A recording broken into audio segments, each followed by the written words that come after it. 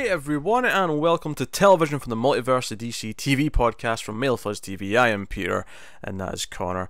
And of course, we're going to talk about DC TV shows this week, which we didn't last week. Apologies for that. There was a missing week. Tech issues with new graphics cards and extra work hours on his side of the screen led to us having to skip a couple of things last week, and one of them was this show, TV from the Multiverse, which we would typically, we would never do that when the new episodes are coming out, but in the off season it's a little bit easier to justify taking a week off if it needs to happen. But hopefully that's the last of that happening for the summer, and we're back on schedule here. But yeah, so as per usual, in the off season we are talking about some old shows. We're going to do an episode of Lois and Clark, an episode of Smallville, and 2 episodes of Young Justice. That's what's coming up. That's what we're going to talk about review-wise on the show. There is some news as well, because the Comic-Con happened between this and the last episode, and there was a bunch of casting news for several of the shows coming back in the fall. So that's what we're going to start with. But yeah, were you looking forward to watching Smallville this week, Connor? Were you excited? I mean, I just want to say this is my first day off from work in a full week. I did 7 days or something like that straight, maybe more. I lost count. I got 1 day off, and I had to watch Smallville. It's not great. It's not. It's not how I choose to spend my 1 day off. But here I am. That's coming up later, folks. But yeah, so we did have some news, a lot of casting news. Supergirl had 3 new characters, actually 4 now. There was an extra one added on. There was 3 that we talked about in TV news this week, and there's been 1 since then as well. Another one. Yeah, another one. So the first one is Nicole Maines, who's a transgender activist who's going to play the first transgender superhero on a mainstream, well, not even just a TV show, like any superhero media, really. Property, yeah. So that's cool. And then we have next up, because the names are all at the top annoyingly in this article, not with each one. April Parker Jones is going to be on the show as Colonel Haley, and then we have David Ajala, who's been cast as Manchester Black, who is a Superman villain. So we have an idea of what to expect with him potentially, just based on the comics. He of course is a character who tries to test the breaking point of Superman, morally speaking, with basically try to convince him, no, don't be the Boy Scout. You can get things done, but do it our way. And it's all about Superman standing his ground, saying, no, it has to be done this way for it to matter. And that's kind of what Manchester Black is. I'm hitting my mic arm. I don't know how audible that was, but relatively okay. Just so I know. And then the new one that added in after that is Rona Mitra, who I know, she was in a film called Doomsday. She was also in Hollow Man, and a couple others. I think she replaced Kate Beckinsale in the Underworld movies after the first couple. She became the new lead character in that. Was Kate Beckinsale not in at least 3 of those? She was at least not in one, because I know that Rona Mitra replaced her in at least one of them. Huh. Possibly 2. I saw 2. I think I saw bits. 3 was all a flashback one, right? I have no idea. I hated the first one. Never watched the rest. I don't know. Probably that one, because I don't think she was in it that much, because it was a flashback one. I remember she kind of replaced her, and then Kate Beckinsale's career wasn't actually going that great, so she came back to the franchise. Yeah, I think that's what happened. Okay. But so Rona Mitra, she's been cast as Mercy, who in the comics traditionally is Lex Luthor's let's be honest, robot bodyguard / chauffeur. I think she'll be Lena's character this time. Whether or not she's actually a robot remains to be seen.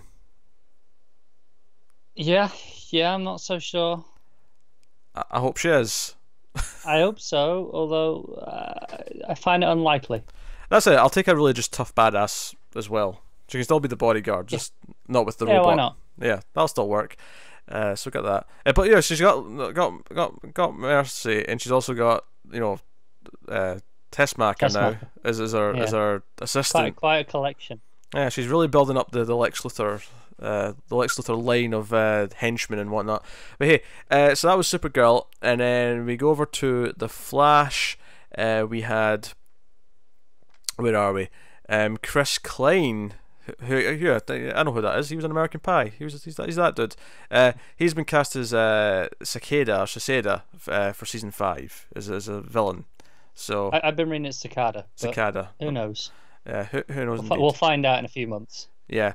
So yeah, I'm not super familiar with this character, but apparently he's a mysterious cult leader aimed to murder anyone that the Flash has ever saved using a trademark lightning bolt daggers. I think, you know what, that lightning bolt dagger thing does sound familiar. I think I've run across this character in the past at some point in the comics, but I just don't remember the plot all that well. Yeah, I've seen little bits just over the past week or two on Reddit because he's there. I've been digging, just they've popped up here there. I think he can like drain Speed Force or something like that. Okay. Like drain powers with them, maybe. So yeah, there you go. Flash season 5 villain cast, and then Legends of Tomorrow cast Ramona Young as a regular in the role of Alaska Yu. Tom Wilson get cast as Nate's father, Hank Haywood. So we're going to meet his father. I mean, he's got dad issues. We've heard about that over the first couple of seasons. So we're actually going to get the father in the plot in some way. Whether or not it's a present day story or they go back in time and meet him when he was younger. Bit of both. Maybe both, yeah. It's Legends, so it could be both. Could even be future dad as well when he's really old and decrepit. I mean, it could be all these things. Why not? Yes. Just throw some makeup on him, it'll be fine. And a quick thing for Black Lightning is that Khalil's actor, Jordan Calloway, is up to a regular for season 2. He was there a lot last season anyway, so it doesn't really make it feel like it's that different, but he gets a pay bump, I guess. No. So good for him. And then Arrow announced its Longbow Hunters, all 3 of them. We are getting Holly Alyssa, Michael Johnson, and Miranda Edwards. And notably, they're playing Red Dart, they're playing Kodiak, and finally, the most interesting one perhaps is Silencer. Edwards is playing Silencer, who's a relatively new character, but we've been reading her comic. And she's got this really cool power where she can make a bubble of silence, so she can like fight people with gunfire, bones breaking, right behind a group of people, but they would never hear any of it because they're in essentially like a sound vacuum. It's a fun little power. Yeah. Of course, I can't wait to watch Arrow not give her that power and just call a silencer. Just butcher it because it's Arrow. I can see it. And the next big thing we had, just jumping over to Krypton, is they revealed that we'll be getting Lobo in season 2 of Krypton. That's happening. I'm down for it. Get the main man going. I wouldn't describe myself as a Lobo fan, but I'm curious to see what they'll do with it. No, I wouldn't describe myself as a Lobo fan either, but I think he could fit in quite nicely on the show. They also mentioned we'll see Kolu as well, so I guess that we'll finally see Thanagar and therefore see Hawkwoman, which they announced we were going to see way before the show started, and it never happened in season 1. So I assume... Yeah, that was weird. I assume season 2. I wonder if that was like an offhand comment, because that was just where they planned to go with it, and then, it's like we all just assumed, she's going to be there in season 1. And I think it was the way they announced it. Like when they put that out, they said, it's going to be, it's going to have these here.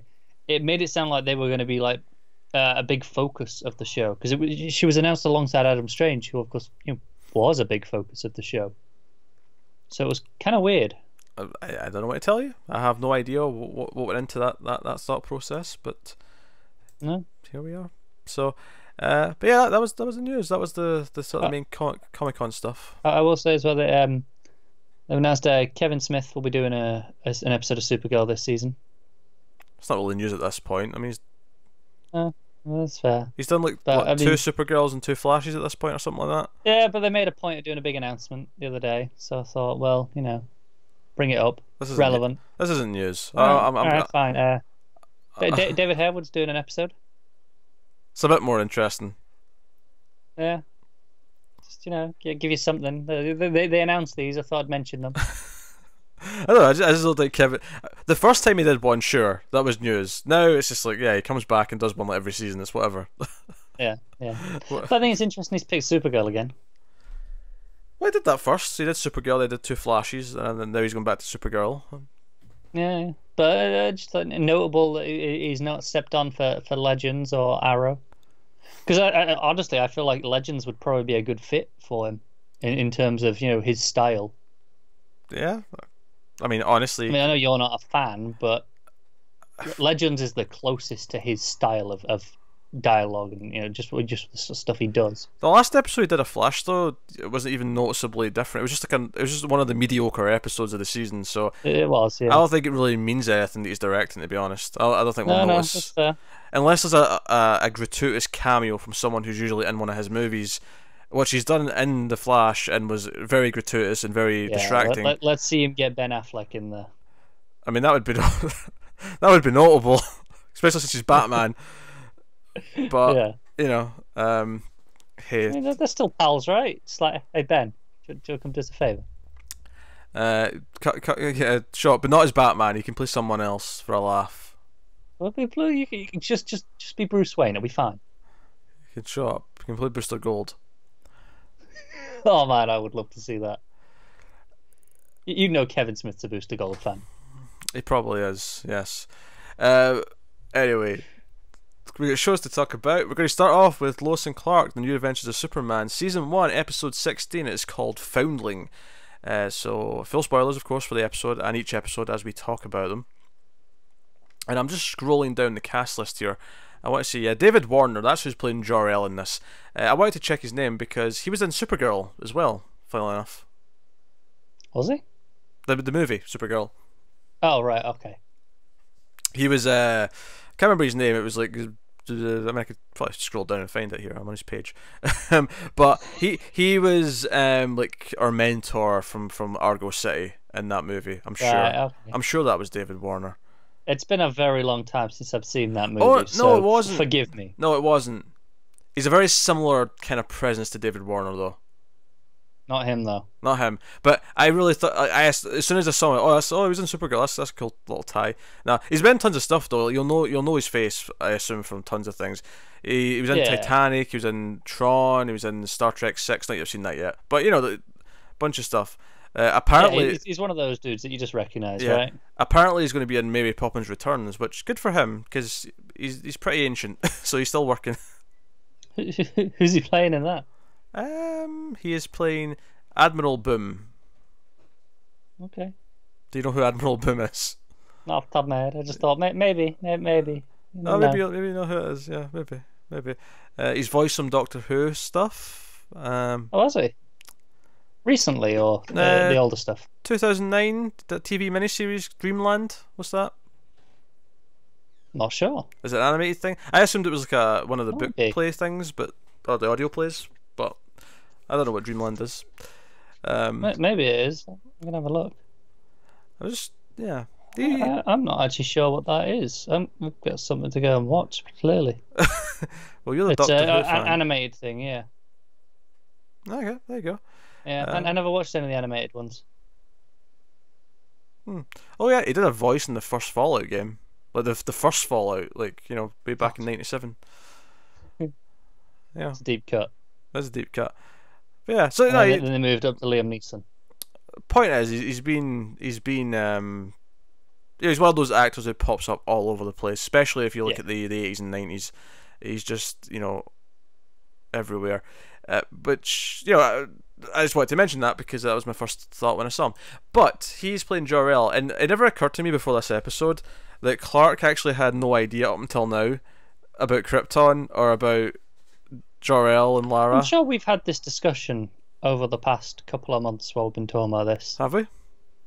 Yeah, I think the first episode with Kryptonite, because we made a point of going, oh, but he doesn't know it's Kryptonite yet. And, maybe we did, yeah. And I think the first episode with the globe and the ship, we were like, oh, yeah, he doesn't know any of this stuff.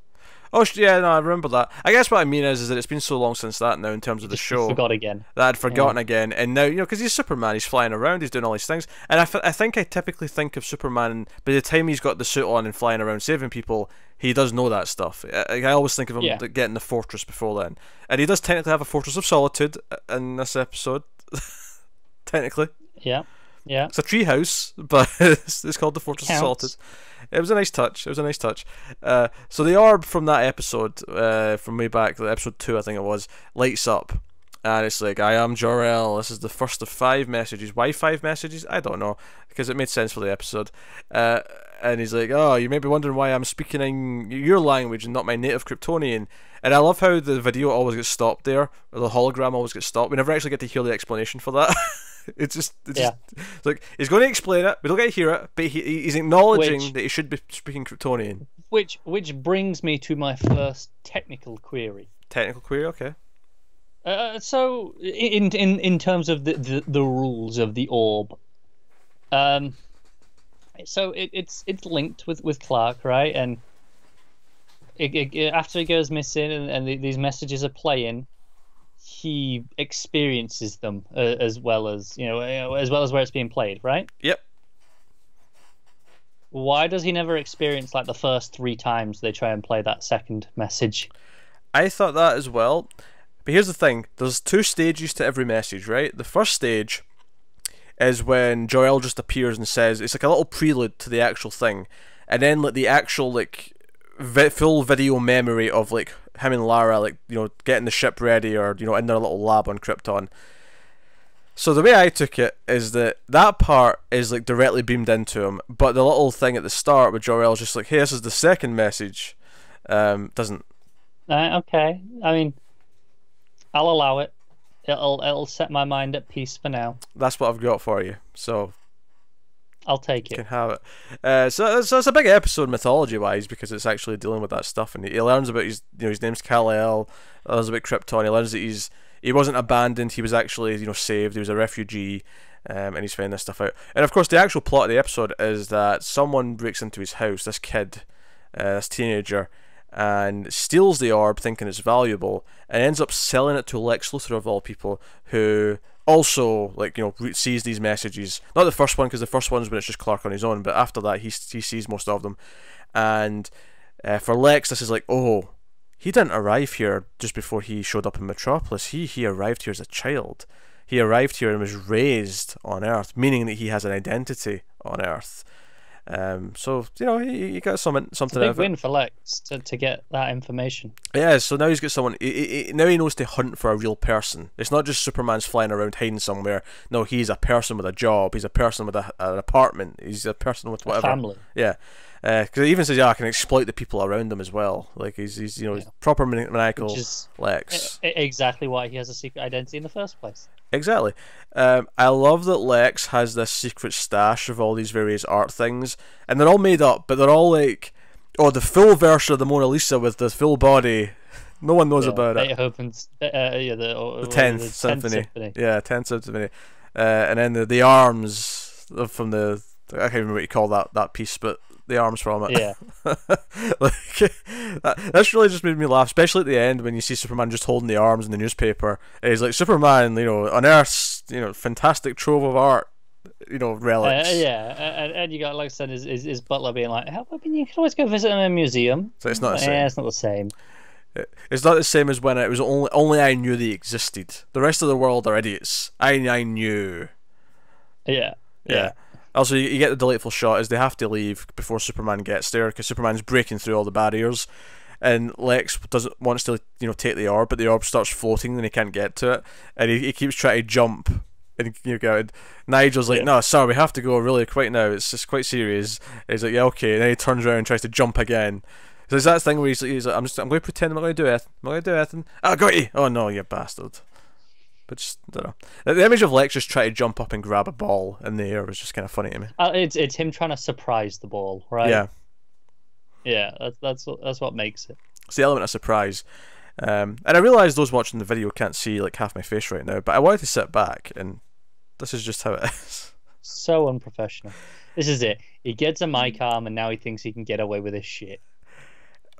I mean, it'll sound super professional still. Yeah, but it doesn't look it. Look, you've already lost half your backdrop since the last episode. Well, that is unrelated to me like being lazy though. It is. That was. I'm just saying it adds to the image. That was me getting angry and inadvertently destroying a bookcase. Yeah, Joe is really annoying about it is I've got like a slasher movie collection with numbered spines, right? So obviously when the bookcase went down, all the Blu-rays that were in it all kind of scattered, right? And I've assembled them all back up, and I've managed to find room for them all. You didn't order them, did you? No, I did. No. They're ordered. Because I'm not a savage. But my number 8 in this collection, I've got like 1 through 12. Number 8's not there, and I don't know where it is. It's probably under the couch or something like that. Like, I've looked a bit, but not like super heavily. But I don't know where number 8 is, and it was really pissing me off. But it was on the shelf before it smashed. Of course it was, yes. Yeah. Okay. So it's in the disaster of it falling apart. It's here somewhere. It's just kind of vanished. Yes, it's here somewhere. I'm pretty confident a cat ate it. A Blu-ray. Yeah, it's a cats eat Blu-rays. Yeah. That's something that happens. So Yeah. it's somewhere that's really been bugging me. I wanted to mention that since we're on the topic of me smashing my bookcase. You're stacking them just to put them out of the way, presumably, so they're not just scattered all over the floor. You still took the time to stack them in the right order, rather than just No. They were stacked. Just however, but when I put them back onto shelves, I reordered them. Right. Okay. Right, and they were kind of like, because they'd fallen in the chunks that were in. There was big like handfuls of them that were in order with themselves, so it was more like just finding the blocks of them. And there's maybe the odd straggler that had to be sorted, but I mean, but aye.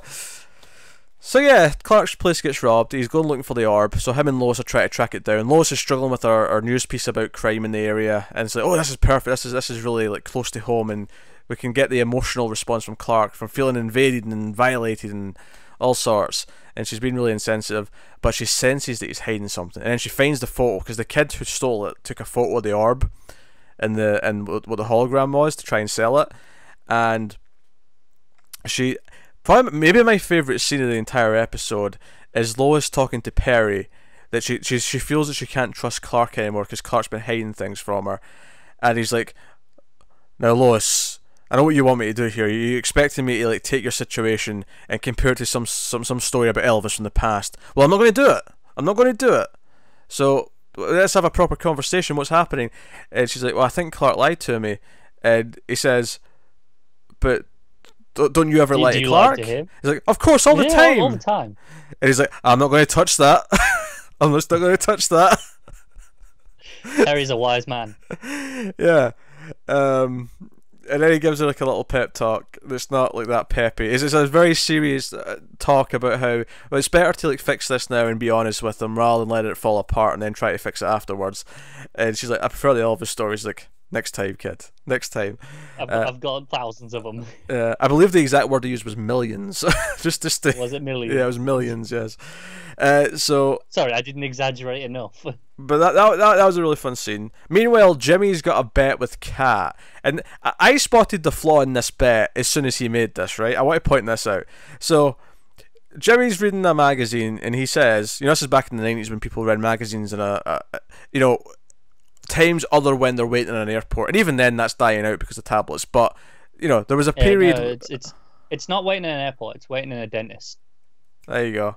Yeah, but he's reading a magazine, and it says that, you know, there's a 90% chance that you and someone else in the city of Metropolis will be related, you know, distantly, but related somehow by blood, right? And Katz thinks this is bullshit. And he's like, you know what? I'll bet you we're related. And she's like, yeah, I'll take that bet. What's the stakes? And he bets that if he wins, and by winning, proving that he's related to her, they will have a night of passion. And I immediately thought, wait a minute, Jimmy. There's a problem here.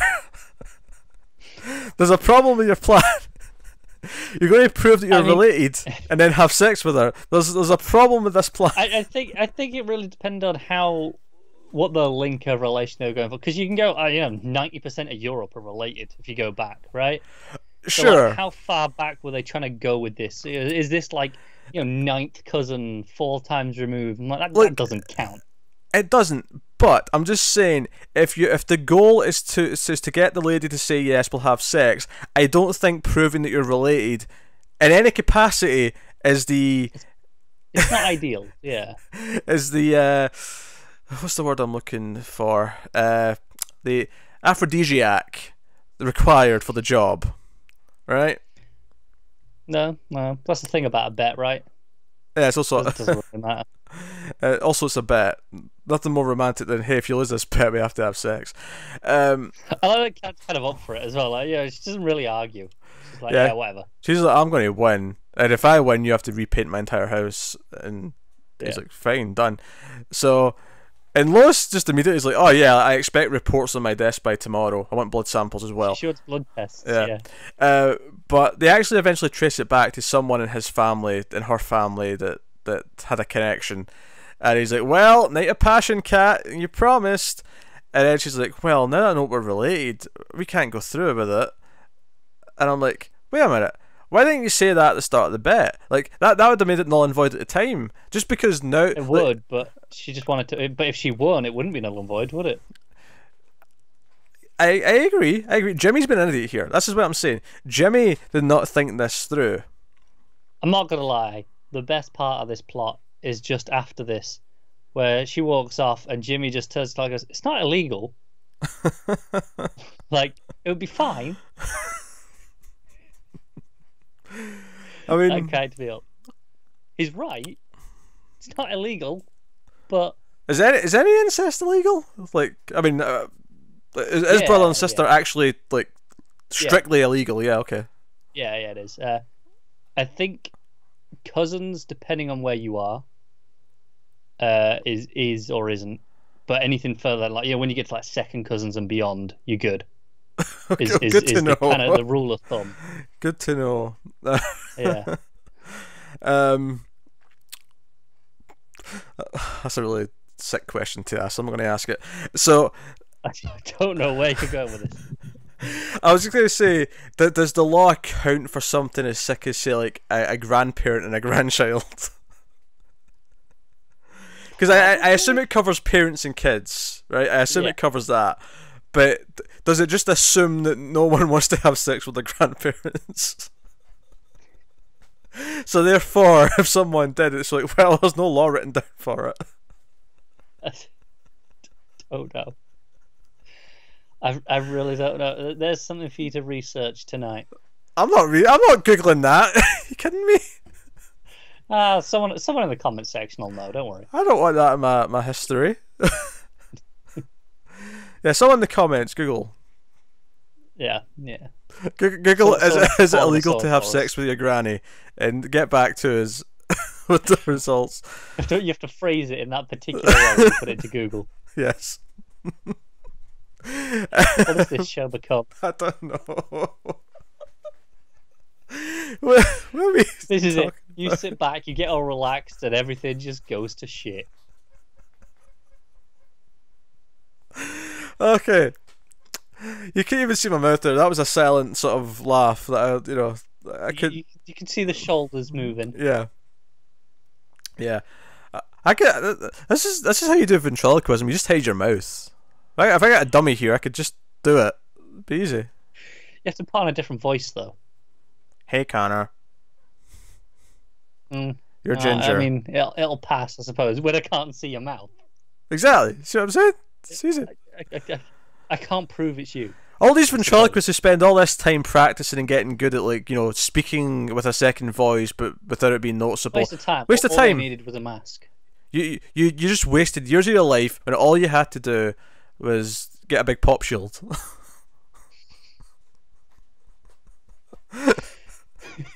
I like how to ventriloquists, hiding the bomb, with a mask or a pop shield in your case. Yeah. That's the equivalent of when a superhero puts on their eye mask. It's like, well, look, you can't see it's me anymore.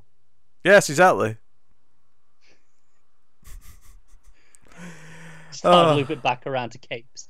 Hey, to be fair, magicians, like, we know that's not real, and we know they're hiding things, but we accept that as part of the act. That's the fun of it. Yeah, but their trick is hiding it in plain sight. They're so good at hiding it that you can't see that they're hiding it. This is plain sight. Pretty clear you're hiding it. This is plain sight. What are you talking about?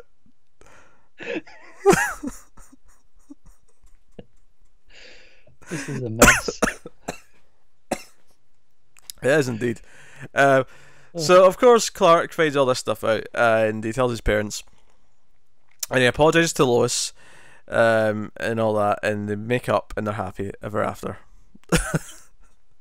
Um, I love that. Show over, folks. Lois has like a contact who's like a very typical like organized crime like connected guy. Like he knows a guy who knows a guy.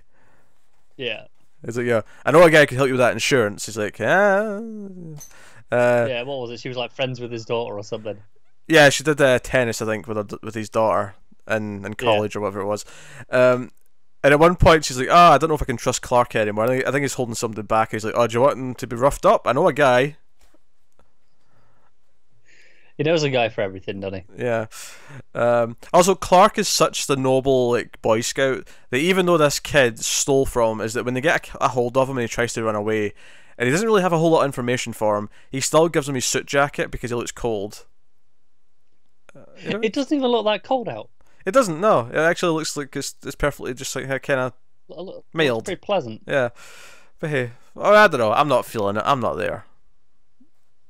No, that's true. But no one's shivering. No one's dressing up that warm. No. Just context, Yeah, that's true. I like the scene where Perry comes out. He wants everyone to listen to him, and everyone's just kind of ignoring him. So he shouts that it's about their wages, and then they all pay attention. Everyone shuts up. Yeah. And then it's nothing to do with their wages. So true to life, though, isn't it? Yeah. Lois gets nominated. Well, Clark and Lois get nominated for an award. They don't win though. Yes. No, of course not. Yeah. Ultimately, there's not really much point to that whole award thing. Nothing really happens. It's mentioned again at the end when Perry says, "Oh, sorry about the award, Lois." Yeah. I guess other than just the comedy of Perry's announcement, it's supposed to show that they're actually a pretty good team working together, and Lois shouldn't be just throwing that away. Yeah, and of course that sets up that okay, they're doing really well together, and now she's starting to doubt him and thinks that he's holding back. Yeah, I get it. But yeah, easier ways to do that though. Yeah, I also liked actually when Lois gives the cop shit. The same cop's back in this one, and she's giving him shit because he's just saying like, "Hey Clark, fill out this," and he's like, "Don't forget serial numbers." And I'm like, who keeps all the serial numbers for all the items in their house? Like what? Yeah, I mean, I know you probably should for insurance purposes. Sure. But no one does. That said, if anyone does, it's Clark, right? Yeah, but I mean, like, I've never, like, I know plenty of people with house insurance, including myself, and like, I've never once been told to keep serial numbers.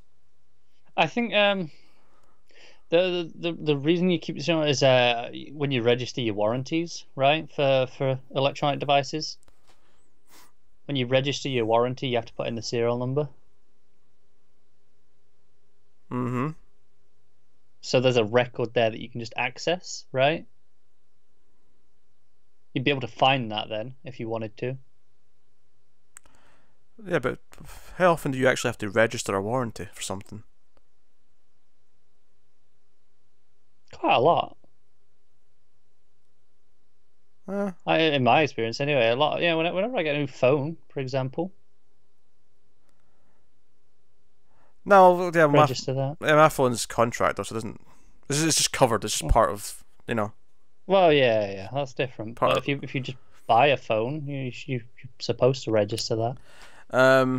Maybe I should be registering more things for warranty, but I mean, nothing's ever. No, maybe you should. Yeah. Nothing's ever really come up. I think what the reality is, most people don't, and then when it breaks, they go, "Oh shit, I'll need to register this and pretend I bought it 3 years ago."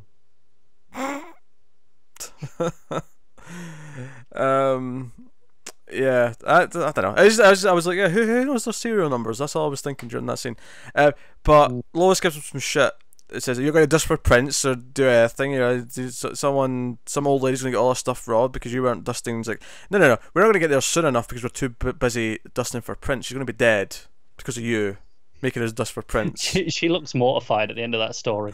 She's like, "Oh, he had a good point there. Oh." Yeah.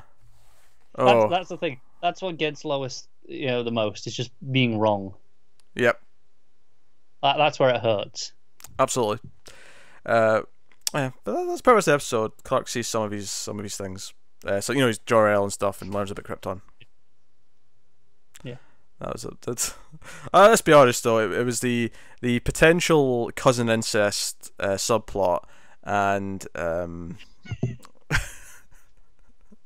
Perry's pep talk. Perry's pep talk that were kind of the big highlights. It was a solid episode though. Like I think the kids who stole the stuff, and like I think their side of it was just kind of whatever, but the rest of it was pretty fun. It felt really cliche to have to drive home the message at the end with Clark being like, "Hey, look, good kids. They just needed to be found by the right people, like I was." Yeah. It's like, okay, we get it. Yeah, it's fine. Bit easy, but yeah, whatever. It's fine. But it was a solid enough episode. It was, yeah. So, I mean, I don't know why I feel the need to straighten up for Smallville, but I guess I'll sit forward again and be proper.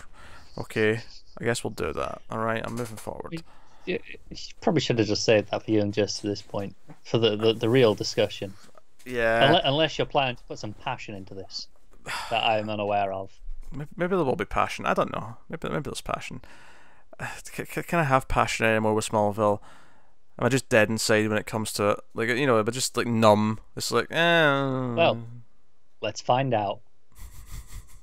So this is season 1, episode 15 of Smallville. It's called Nicodemus. And this is the episode where a flower that Joe Morton's been working on ends up basically acting like red kryptonite, except not for Clark, for everyone else, where they all start acting like assholes, and all their inner desires just start like spiraling out of control, and they just go for it. Including... But I was like, unlike red kryptonite, they do slip into comas and die within a few days. Sure, yeah, that happens later, but at first it's like red kryptonite. You get Jonathan Kent, burping in Lexi's face, and then eventually going to shoot the bank manager for refusing a loan, which leads to him accidentally shooting Clark point blank in the chest. Which I had a problem with that visual effect. In the first shot where he actually fires the gun, you can clearly see his shirt doesn't get any holes in it, but when it cuts to the second shot, yeah, it really bugged me. I was like, where's the holes in his shirt? Speaking of visual effects, this is one of those episodes where, again, like 30-40 seconds in, I remembered the plant spitting. Yes. Shall we say? And in my mind, that effect looked atrocious. And then I saw it, I was like, oh, it wasn't as bad as I thought it was going to be. I remembered the effect, and I was like, oh, that's not going to look very good. That's going to have aged really badly. And it looked okay, to be fair. Yeah. I mean, it's not amazing, but it didn't stand out as particularly awful like I thought it was going to. That's sure, fair. So then Lana gets infected by it, and we get the sexy version of Lana strutting down the hall in school, and everyone's looking at her. And she basically just means she wears some boots. She wears boots and shows a little bit more arms, basically. It's not. Do you know what the thing that made me laugh about this is? I feel like you watch like Riverdale now. Mm-hmm. They're all wearing that. Just that's just a normal outfit, right? I guess the point is that she doesn't normally dress like that, so that's why it sticks out to the characters. But I have to admit, I did oddly feel like, other than the fact that she was wearing boots and was wearing a bit more makeup, it didn't feel like that much of a transformation to me. It still felt relatively conservative, didn't it? Yeah, I mean, I wouldn't call it conservative, but by like high school teenager standards, sure. Yeah, but I wouldn't have said, "Oh, that's really out there." Yeah. If she walked in like a catsuit or something like that, or sure, but I feel like, okay, if someone walks in wearing that, it's not that weird.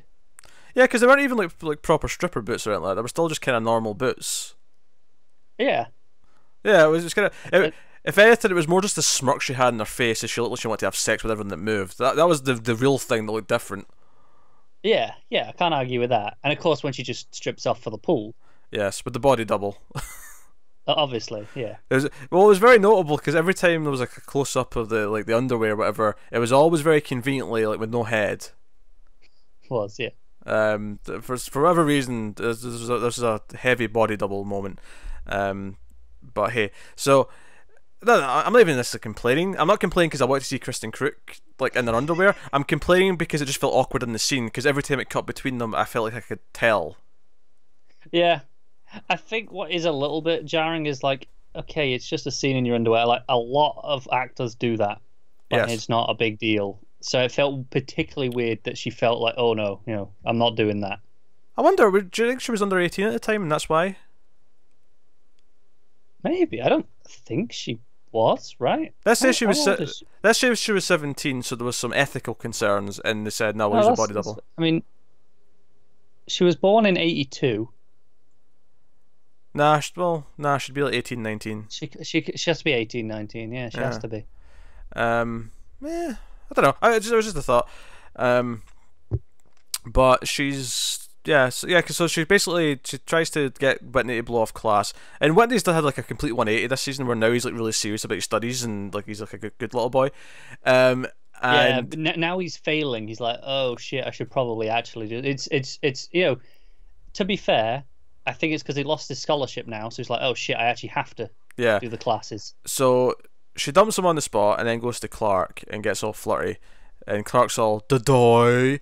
And then she drags him to the swimming pool and strips off and has all these little one-liners like she throws like one item of clothing and she has a little line, and then she'll do a little flip, and then she'll have another line, and then she eventually like throws him in the pool and makes out with him. And then Batman's out of the scene. So that Clark's left in the pool with his clothes on like an idiot, as the principal's all like Mr. Kent. And then Clark says to Chloe, like, oh yeah, the principal didn't even see him. I'm like, how? She literally pushed you in like 10 seconds before he showed up. If that. Do you know what was odd to me about this? Is that maybe it's a sign that she was really miscast. Like, I don't think she's a good actress still, but she did feel oddly more comfortable with a bit of attitude. Not necessarily like being horny, but just the smirk in her face just felt a little bit more natural for her, as opposed to playing the bookworm. And it felt just kind of like, it feels like you were just really miscast as Lana. I mean, you're still pretty bad, but like this is just having like a bit of confidence actually kind of suits you better. Yeah, just to keep it in the Superman world, she'd probably have made a better Lois than she would have a Lana. I'm not saying I want her as Lois. Don't get me wrong, but that confidence that you think of with Lois. Yes, yeah. Our lines just felt a little bit less stilted, yes. They generally did. It was weird. But and then she wants to claim the windmill that's out by somewhere. That's a weird guy. Oh yeah, that's my biggest desire. I want to climb a windmill and see Metropolis, which again makes me question, what is the geography in the distance between Smallville and Metropolis? Because sometimes it feels like they tell me it takes hours to drive there, and other times, well, I can see it from this field. If the ground's really flat for the entire journey, then I mean, even if it's flat, how far can you see? I didn't think it was. I mean, for it to be a couple of hours drive, it has to be a significant distance, right? It's far enough that whenever people go there, they have to stay overnight. No, it's not. No, they usually do. Have we had them go back and forth? Admittedly, I'm remembering something from a later episode, but I remember there's a scene later on where Clark goes to get these hot dogs from Metropolis because they're really good, and someone who doesn't know about his powers says, "Wait, you're going to make that round trip? This 3-hour round trip just for hot dogs or whatever it was." So yeah, I don't think it's a staying overnight thing. I think it's just like okay, no, you're right. I do recall that now. Yeah, but that says okay. It's a reasonable journey, right? It's at least an hour and a half each way. Yes. I'm questioning if you could see that. I don't know. Maybe you can, and my perception of distance is flawed. But seems weird to me. There's hills everywhere here. You can't see shit. Everything's a fair point. Everything's disguised. I don't know if you're in completely flat farmlands as far as the eye can see, and there's a big city in the distance with all these tall skyscrapers. I don't know what distance you can still see that at. That's fair. Admittedly, I think it looks much closer than what an hour would suggest in this episode when we see it at the end. Yeah, it doesn't look that far away, does it? It looks like I mean, it still looks like maybe 20-30 minutes away, but Yeah, 30 minutes maybe, but yeah. I'd like the show to clarify the distance for me. You want them to break it down. What I need is I need them to start driving out and show me a road sign with the distance. Okay. Being like, Metropolis, 60 miles, whatever it is. That's what I need. 52 miles. It should definitely be 52 miles. Mm-hmm. This was pre-52 though, wasn't it? 52 was already an important number though, right? Before 52 happened? It was. Yeah, but not to the same extent that it is now. Okay. So then she falls into a coma. And so my big problem with this is at the end of the episode when everyone wakes up and we establish that no one remembers anything, right? I kind of rolled my eyes a little bit. I was like, oh really, we're doing that, everyone's forgotten everything. And it makes sense because he did use his powers in front of one or two people. But, yeah, he goes to Lana and they're just sitting at the top of this windmill. And here's what really gets me. So the final scene of this episode is Lana and Clark are on top of the windmill and he's got his hands around her eyes or whatever, and he's like, okay, now you can open. And she opens her eyes on the top of the windmill, and I'm like, how did she climb up there, keeping her eyes shut? Yeah. How did that happen? And I know Clark could jump up there and hold her, but he can't just do that with her. She doesn't know about his powers. Yeah. Was she on his back as he was climbing? Like, maybe she climbed with her eyes shut. It's a ladder, right? You can do that with your eyes shut. I thought it's just. It really took me out. I stopped and thought about it. I'm like, how did maybe if he goes up first, she climbs with her eyes shut. But here's the thing: you can pull her up at the top to guide her, and so she doesn't walk too far. Yeah, but she openly said at the start of the episode that she's never had the guts to go up and climb it. If you're scared of doing something, yeah, do it with your eyes closed. That'll make it easier. I think it will. You're not seeing the ground that you're going to fall to. You're more likely to miss it wrong and slip. Yeah, but you'll just be gripping on for dear life, and you'll be reaching up really cautiously for each one. So I don't know. Plays for me. I'm calling bullshit on this. Calling bullshit on it. But so we do this thing here where he's like, she's like, I spent all day apologizing to Whitney and apologizing to the to Lex and the coffee shop that she now kind of half owns. Because she told everyone to get out but give them a free drink, and she flirted with Lex and stuff. But she's like, I had to apologize. So she's like, hey, and I can't believe what I was wearing. And he's like, oh, I kind of liked it. And I'm like, Clark. I feel like it's not very subtle, is it? It's not very subtle at all. And it feels more awkward than it does flirty. Like I think it was supposed to. I think he was going, oh, this will be a flirty thing to say. But I kind of liked it. Yeah, and she's like, but I didn't like wearing it. Yeah. Now I feel objectified. What are you doing, Clark? But she's like, hey, Clark, I didn't do anything like embarrassing or like something I shouldn't have with you, did I? Did I say anything? Do anything? And this really bugged me because this is like just the dialogue again. It's so on the nose. It's the way she pauses and goes, "Did I?" Like that feels really unnatural to me. And it really bugged me because it was just playing this straight. Because it made me think of the hit television show Buffy the Vampire Slayer, specifically an episode called The Pack, season 1 episode, where Xander gets possessed by a hyena, and at the end of the episode, he has a moment here. There's just like this where he's like, oh, I've forgotten everything. I didn't do anything embarrassing in front of you guys, did I? I was like, nah, nothing. And they walk off, right?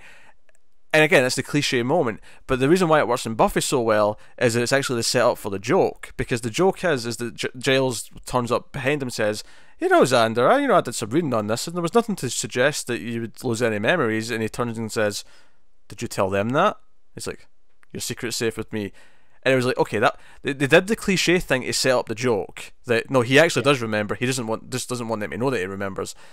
This just does it. It would be embarrassing and awkward. Yeah, this just does this thing straight up. Yeah. Also, it makes Clark seem like a little bit of a dick that he's just like, nah, because she's looking at him, the way he reacts, like she knows she must have done something for him to be smirking like that, and he's not telling her. It's kind of a dick move, right? Yeah, especially. It'd be one thing if it was just like, because I mean, in her underwear, okay, it's not that much different from a swimsuit, right? Whatever. But she did actually kiss him, and they made out for like a good 30 seconds or whatever it was. I feel like at that point, yeah. Something you should disclose. By the way, your tongue was in my mouth. We should probably just mention that. You know? Yeah, but that doesn't play to a U2 song, so. It's a beautiful day.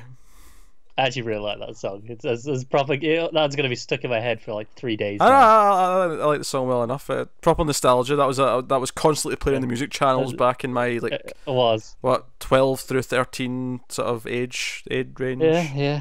It's a deep cut, right? It's like, oh god, that takes you back. Yeah. But hey, so I never understood why the music video for that was at an airport. I never got that.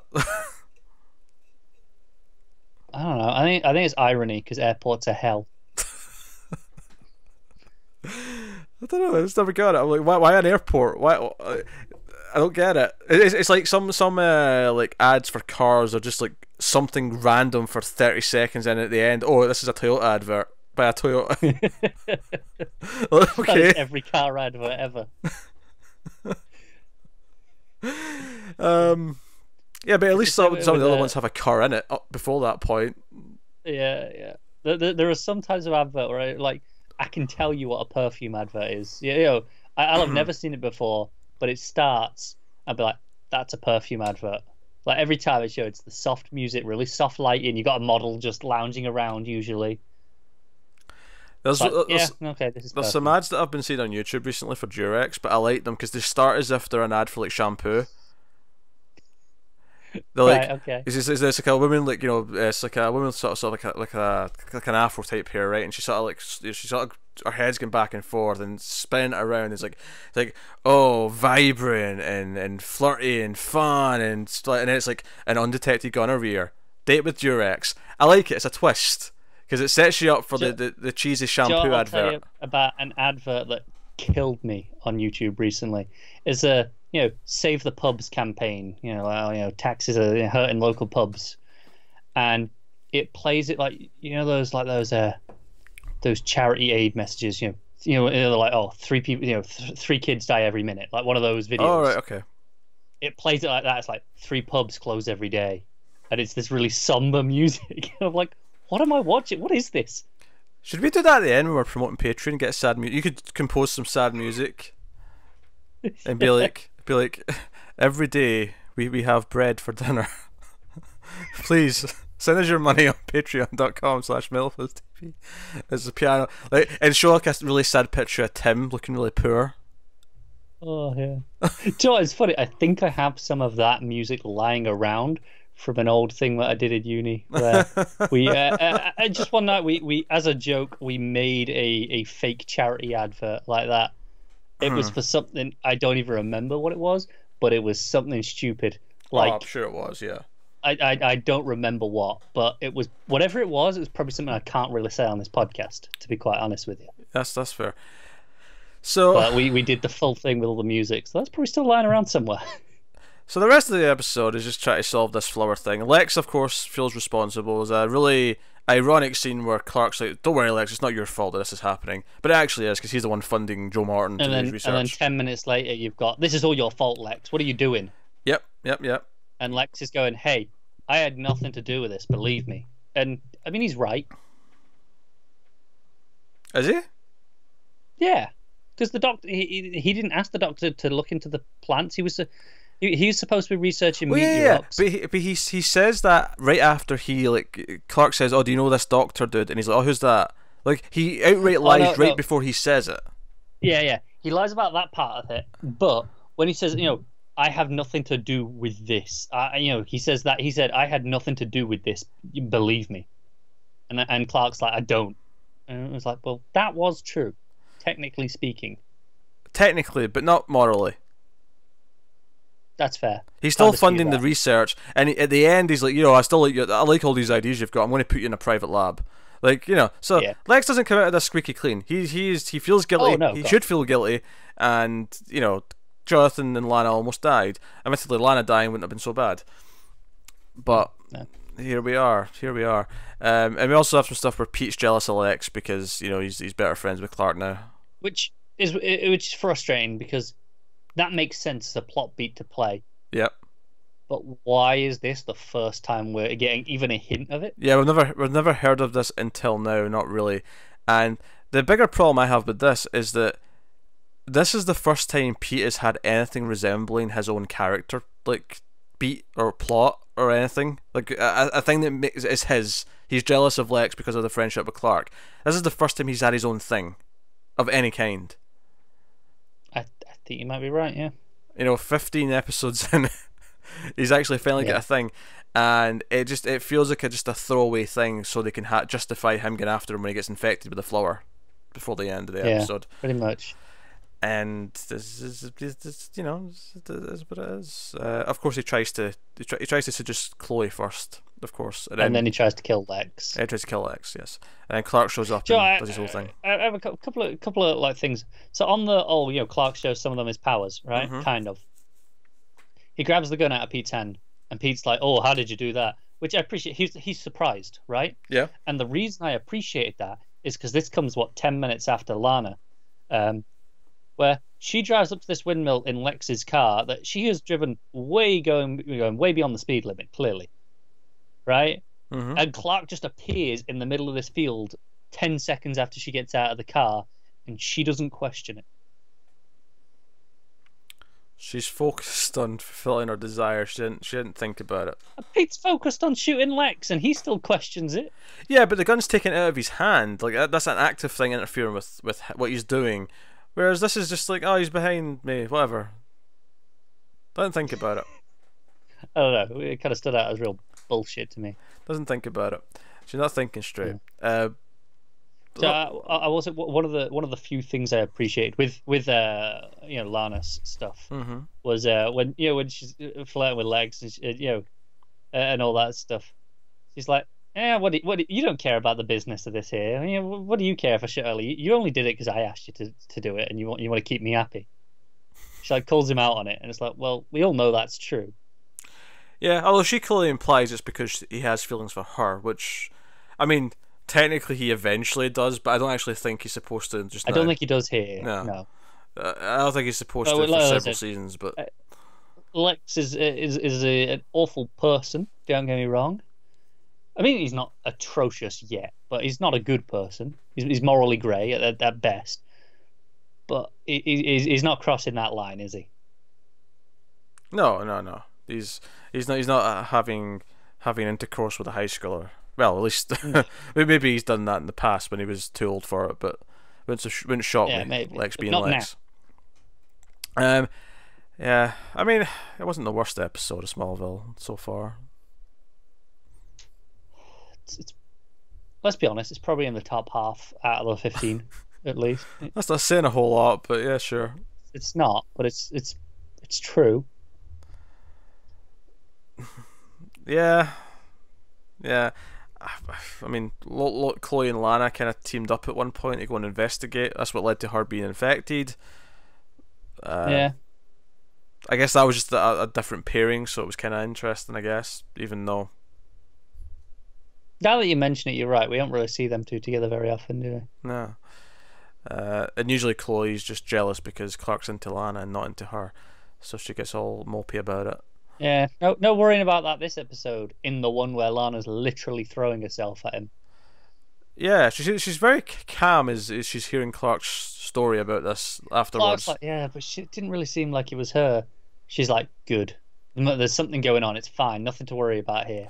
She was hoping she was dying. That's what it was. When she went into the coma, Chloe was just like, yes, take her out of the picture.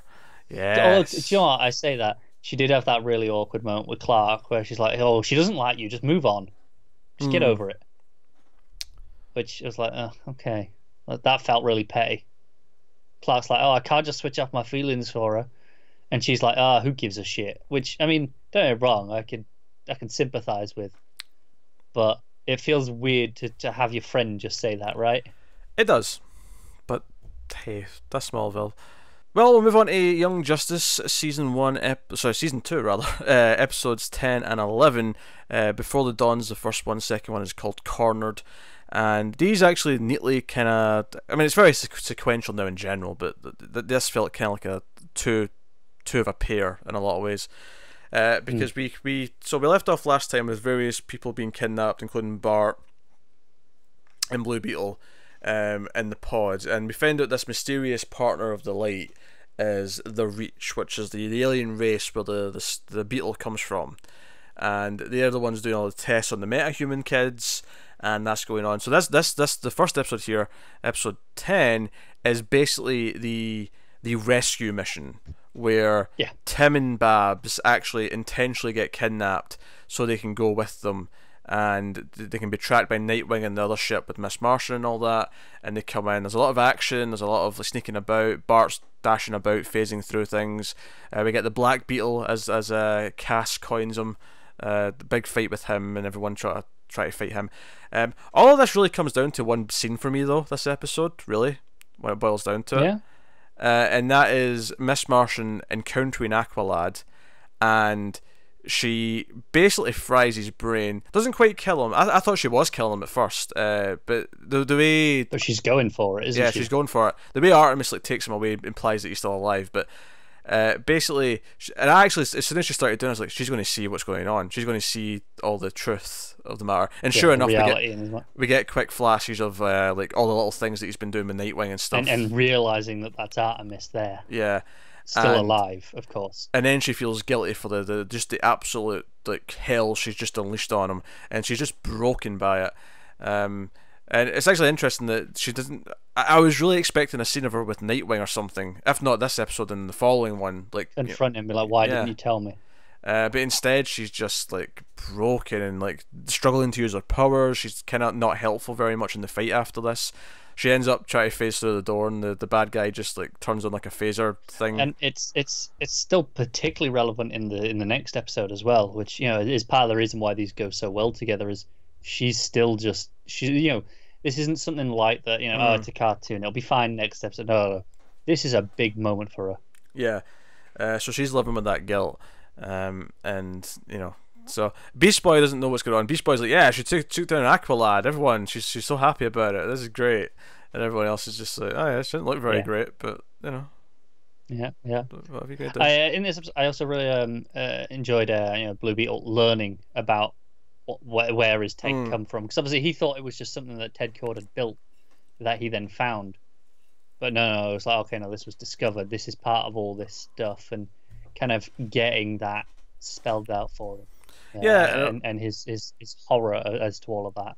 And of course, they're going to expose the Reach as being here on Earth, but before they can, the Reach actually, reach out to the world and announce they're here under the guise of, oh no, we're actually very friendly, we're here in peace. Let's not mention the fact that we've been kidnapping metahumans and experimenting on them, and we have all these plans. But what's the reporter's name?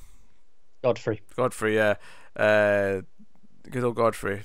He like instantly is like on their side. Like, this is what proper aliens do. They come, they don't wear masks. They announce themselves. Yes, they trap in the front door and don't just sneak in like some of the Justice Leaguers that we know. I love how awful he is. Oh, he's great. So that was kind of the end of that episode. Is just kind of like Nightwing and all that are watching like shit. Well, okay. And correct me if I'm wrong, this episode had Jaime being like, no, get this thing off me, whatever we got to do. Yeah, because obviously they wanted to take it off him in prison, but it would have. That's the next one. Is that the next one? Yeah, because he's either at the sort of the therapy meetings with Black Canary all episode 11. Right. Yeah. And Impulse is like, no, don't tell anyone. Like, me coming back here to stop this, because we see like a quick glimpse of the future, and it's like, the evil Blue Beetle of the future is like kind of like the Overlord, and so I got to episode 11, like he's like saying, no, don't tell them. Like, me here to like tell you about this might be what stops it. Maybe us telling the Justice League and the rest of the Titans is what will actually make it happen in the first place. Although at that point it's 50-50. You don't know if it's one way or the other. Like, telling them... he doesn't. So he's playing it close to the chest, being like, well, he trusts himself, which so Jaime comes clean at the end of the episode and goes in and tells Black Canary and everyone else, is like, no, get this off me, we need to stop this. So that's how we the reason I'm linking it with the episode before is because they want to the Reach want to remove it and take it back, but that will kill him because they're like, now there's no way to get it off him because it's bonded without killing him. So just go ahead and kill him. Yeah. Obviously, now the challenge is to try and find a way to get it off him without killing him. Obviously. Yeah, of course, the therapy thing is kind of the subplot of the episode 11 of Cornered. The main plot is that the Sparrow is here looking for Earth champions to fight with his robot. He's a little disappointed that the Leaguers are off-world. Yeah, he's fighting with Shazam, and a little bit. Superboy, of course, jumps into the fight. Zatanna tries to fight as well. She's quickly neutralized with the third eye, as the Sparrow does. Yeah, we're not having magic. This is a physical fight only. By the way, just to add another one to the Belle Reeve pile, did you find the pronunciation of the Sparrow kind of weird? Remind me how they pronounce it. I watched this a little while ago now. They kept saying, I think it was Despero. They kept saying it sort of quickly like that. I mean, I don't think it bothered me that much. Because I've always taken his name as like a variation of the word despair. So I think of the Sparrow to say it that way. But I mean, maybe their version's right and I'm wrong. Mean, Despero. I mean, it sounds more like Spanish Mexican, right? Yeah. When you say it that way, like Latin American. So I don't know. Maybe it could work that way. Yeah. I don't know. It doesn't annoy me as much as Belle Rev did. That was just like, no, that's we horrible. didn't. It's like the race Raz. Everyone has a preference, but I mean, you accept either way, right? Yeah, I mean it's Raz. Yeah, I accept it. I'm down for race personally, but it doesn't bother me when I hear the other. But that Belle Rev is just it's horrible. You sicken me. Not as much as Belle Rev sickens me. So they're fighting the Sparrow, and I love that Shazam has this idea to to Shazam while he's holding him. It doesn't work, but he tries it later on with the robot because the robot's about to go all like super like android killer, and Billy Batson as a kid jumps on him and says, "Okay, let's try this again," and shoots Shazam.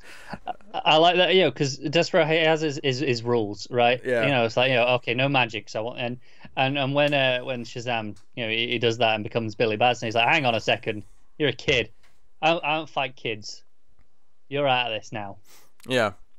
So no, it was a fun fight. Again, it was very action focused on this side of it, but there was a lot of little things bubbling. There was again more of the Godfrey stuff with the Reach, with this like senator dude and Captain Atom try to sort of talk to them and basically reveal what they're actually doing, but he keeps basically almost politicking them out of it, like just be like, oh, you have no evidence, all you have is like a bunch of runaway kids to sell your story here. Like he's a very good talker, isn't he?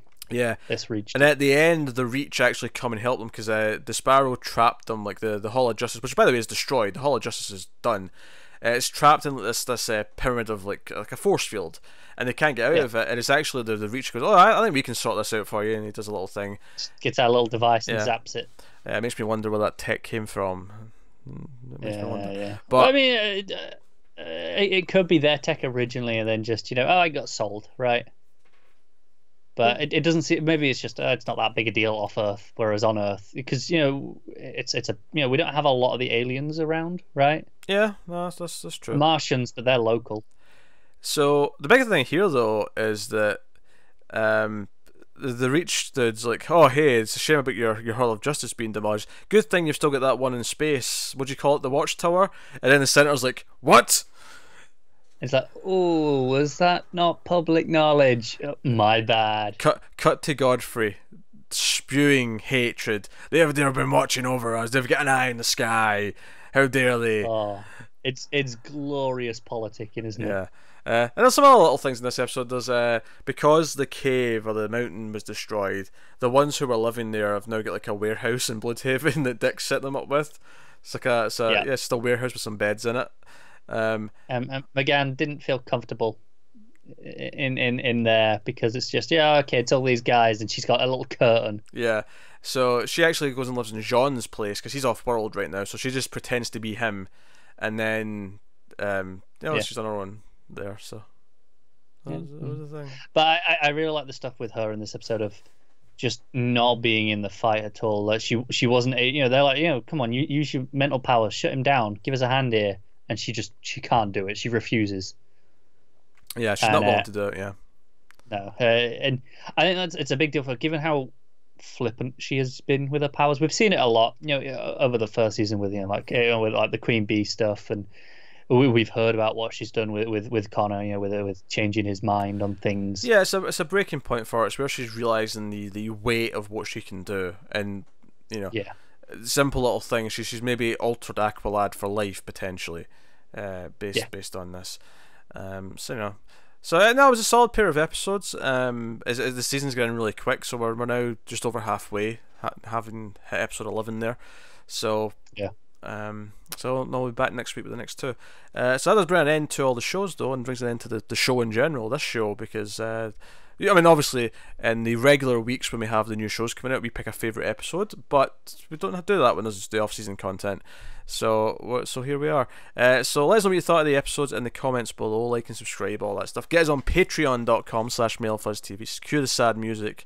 In the black and white images of Tim on a street corner somewhere, with a goat. Because somehow it looks. Well, obviously there's usually they have a little dog next to them. Tim's definitely got a goat. Yes, his little goat. His little goat that he is named. I don't know, Matt. He's named his goat Matt. So get us on Patreon if you want to support the show over there. Why you want to after the rambles and the shambles that this was, I don't know. But here we are. So yeah, do that. Like, subscribe, all that other stuff. Get us on Twitter at mailed_fudge for channel updates, at DC Comics Podcast for DC Comics stuff specifically. But that is us. So thank you once again for watching. We always appreciate it. Keep watching DC, superhero, Cape TV, all that stuff. And we'll see you next time. And always remember that sometimes we screw things up for the better.